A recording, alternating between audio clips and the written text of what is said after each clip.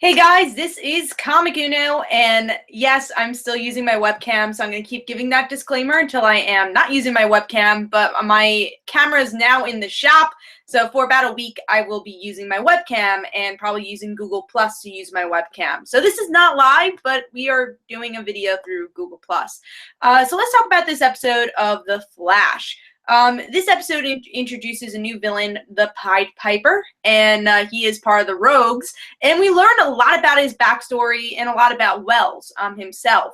And yes, this is a Villain of the Week episode in a way, but this is the best Villain of the Week episode they have done yet, because I feel like we got a lot of background on Pied Piper, which I think is very important, because he's a big Flash villain. He's part of the Rogues, and my complaint from last episode was we did not get enough backstory.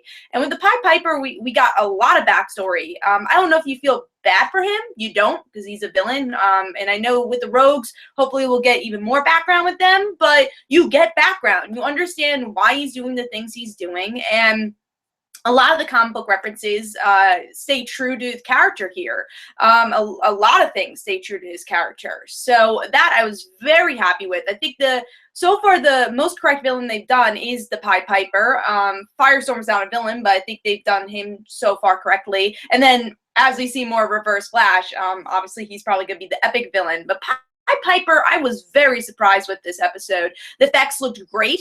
I think this is also just a reference that Pied Piper might be more of a villain to Cisco, especially for Vibes powers.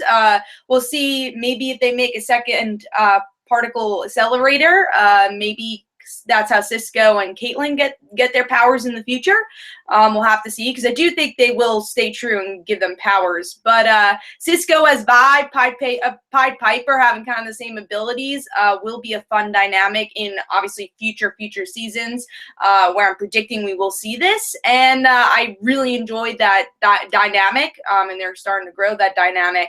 And then, Wells, learning more about him. Another complaint I had with last episode was there was not enough Wells. We've been learning about him, but there just wasn't enough with him with the last episode. But now we're really learning that he doesn't really have the Speed Force. He might be taking the Speed Force away from someone, that he's kind of truly a villain. It doesn't seem like he's helping Barry. So these are all things we're noticing throughout the episode, and him saying, oh yeah, I told the truth. I'm so upset that I knew about the particle accelerator. That's my fault. Obviously, he's keeping even more secrets than that. So that's going to be a big deal with Dr. Wells, and I thought that story was done pretty well, but hopefully, no pun intended, this accelerates a bit more as the season goes on, because I don't want it to drag either, but it is getting very interesting with Wells.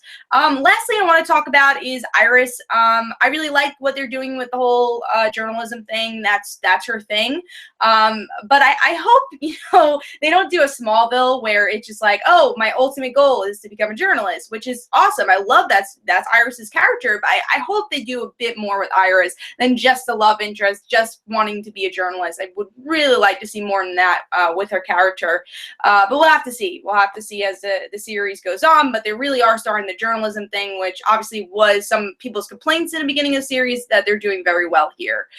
So happy with that.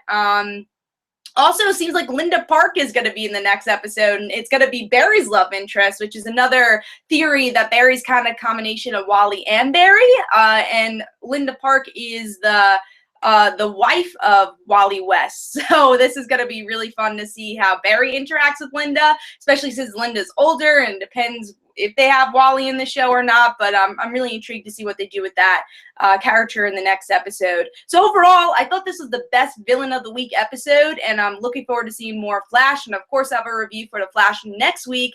This is Comic Uno. Don't forget to follow me on Twitter. Don't forget to like my Facebook page. Also, description below, there's links for my comic book, Like Father Like Daughter, and don't forget to like the Facebook page of Like Father Like Daughter. And I'll see you guys later. Bye.